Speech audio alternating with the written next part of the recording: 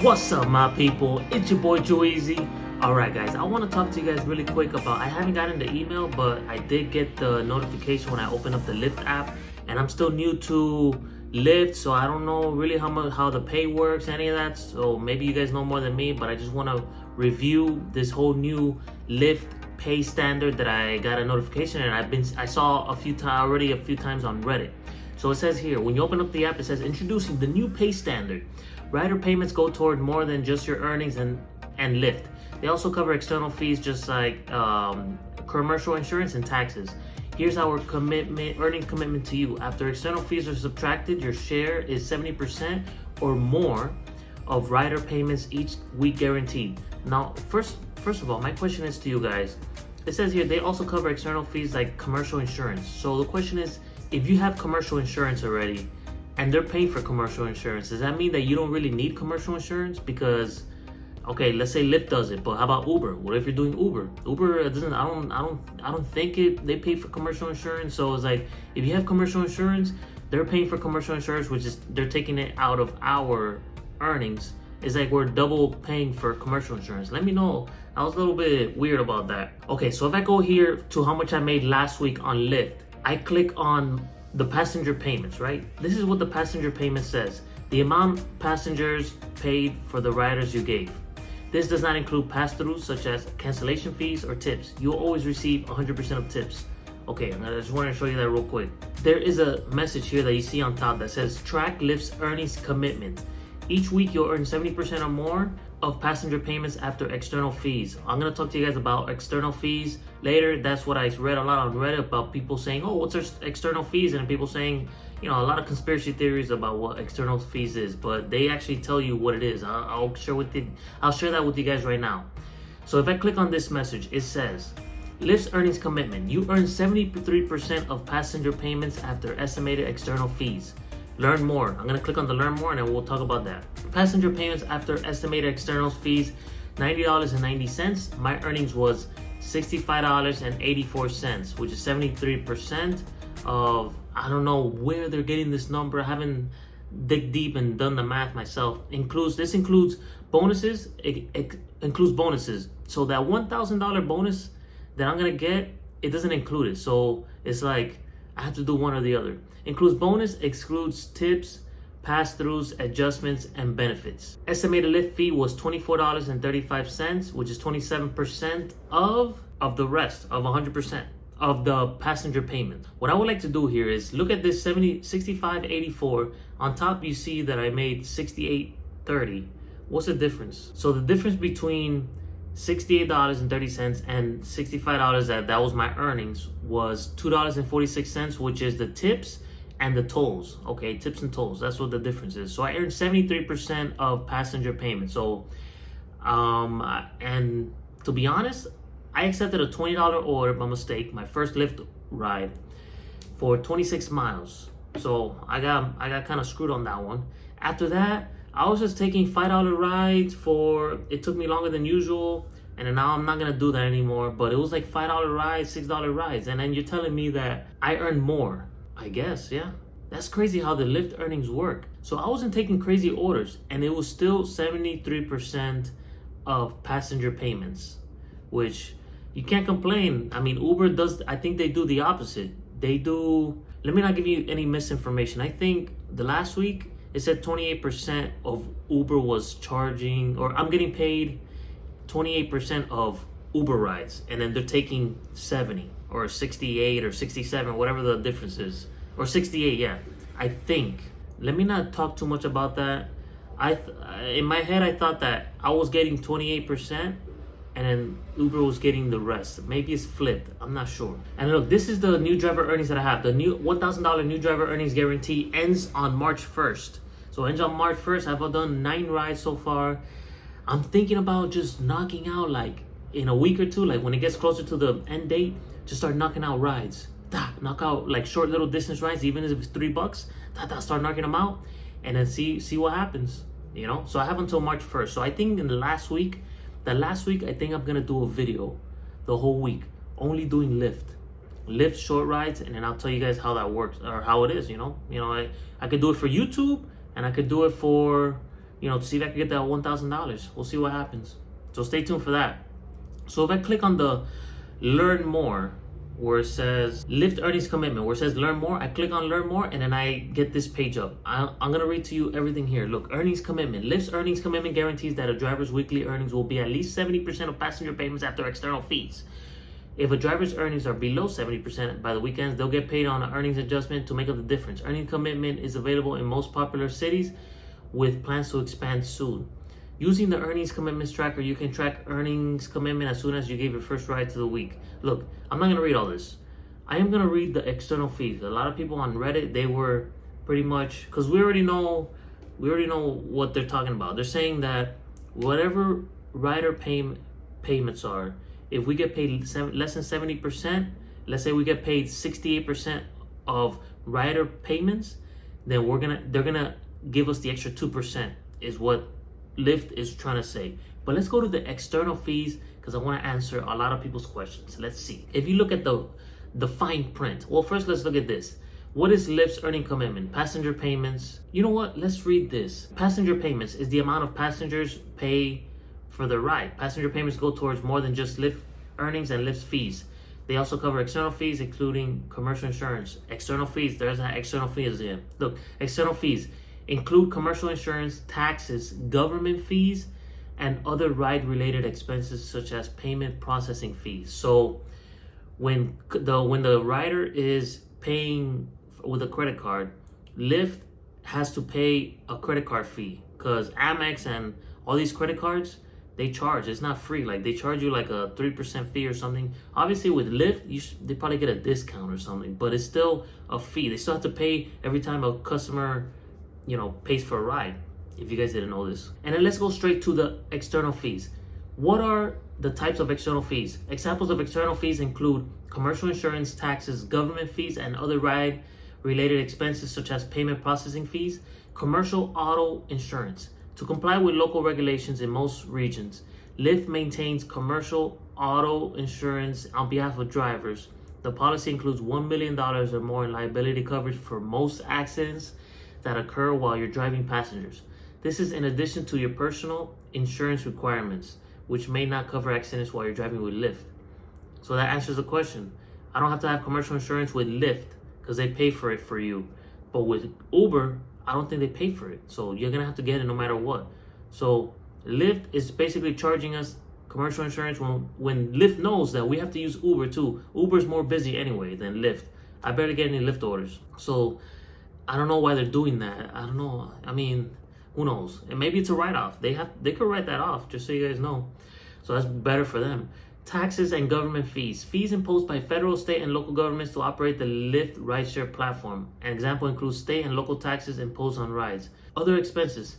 These are payments to third parties for ride-related expenses such as payment processing fees. Alright, so I had to redo this video. I had already finished this video. I uploaded it on YouTube to be released in the future.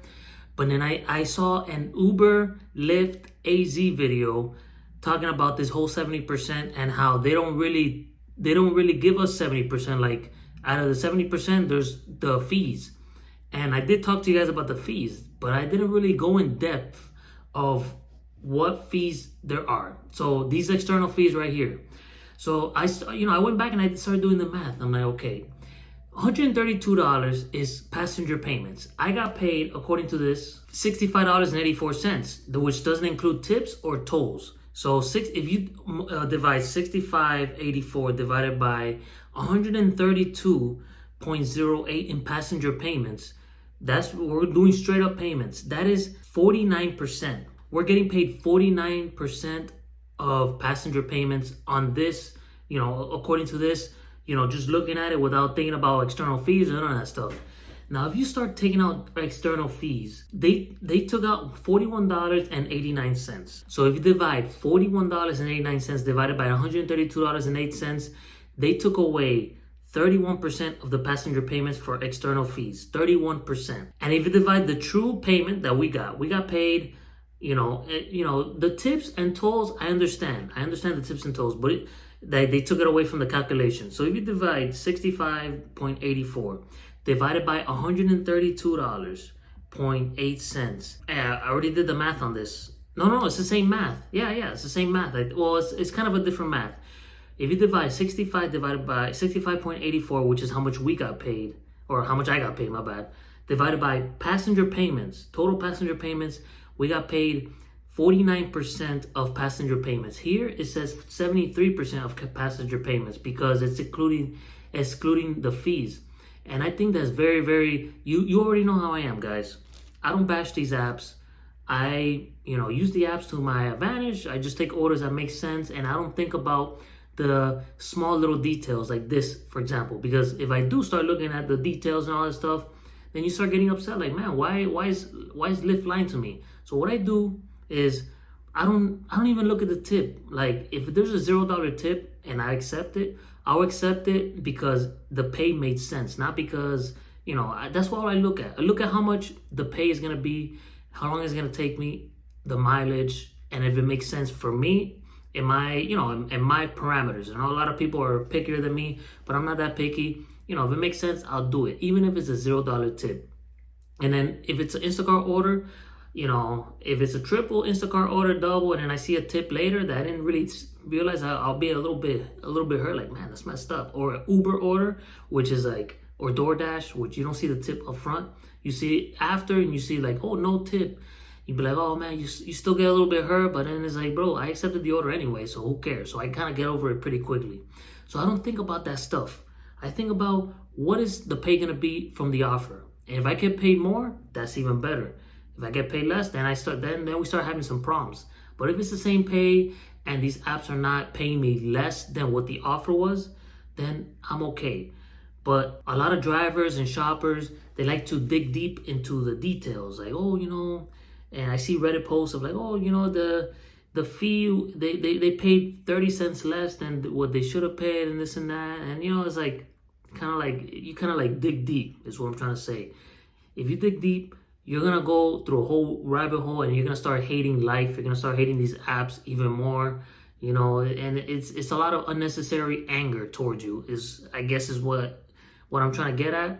You start getting angry when you don't have to be angry. You just do what you can. If the order makes sense, you just do it. But this thing is crazy how they are telling me, they're marketing it just like DoorDash. DoorDash is saying they're making you accept orders. So Lyft, pretty much Lyft, what they're doing is that they're doing this so that you can accept more $3 offers. DoorDash does the same thing with the platinum status. They start saying, oh, if you accept these orders, if your acceptance rate is high enough, then we'll feed you better orders in the future. And we already know, at least in this channel, I've done, I was platinum status already twice. Was it 3 times? I was platinum status for a good amount of time.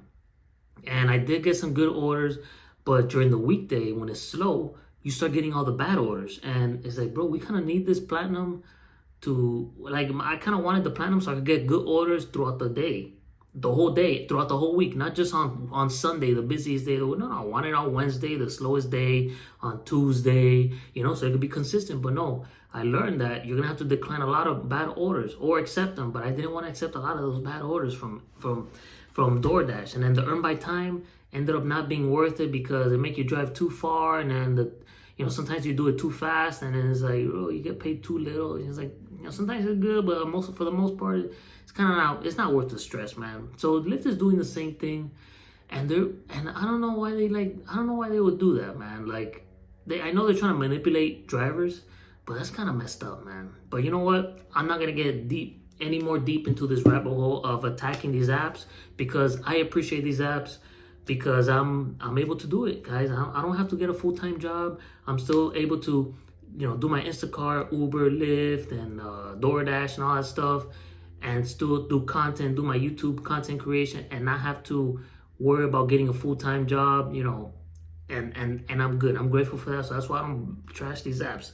But man, I noticed that man, Lyft is doing another DoorDash. And what I like about Uber is that Uber they don't try that stuff. At least I don't think that they try these things. Like DoorDash says, oh, get platinum status, and then you have to do this. And then Lyft now is like, oh, 70%, we'll pay you this. Uber says, look, this is how much we're gonna pay you. If you don't want it, don't take it, don't accept it. That's why acceptance rate doesn't matter, because like, you know what, just don't accept it. Somebody else will accept it, and that's it. They don't fight with us. They say, look, this is what it is, and that's it. I barely get any, I never get any promotions here in Miami, Florida at least. No promotions, nothing. They just say, look, if you want the offer, take it. If not, don't take it. But Lyft is like kind of manipulating the mind. DoorDash is manipulating the mind. What else? I think Grubhub does it too. What else? I think that's it. All right, my people, that is it on the Lyft announcement. So Lyft is gonna start paying us if we make less than 70%. They're gonna pay us the difference.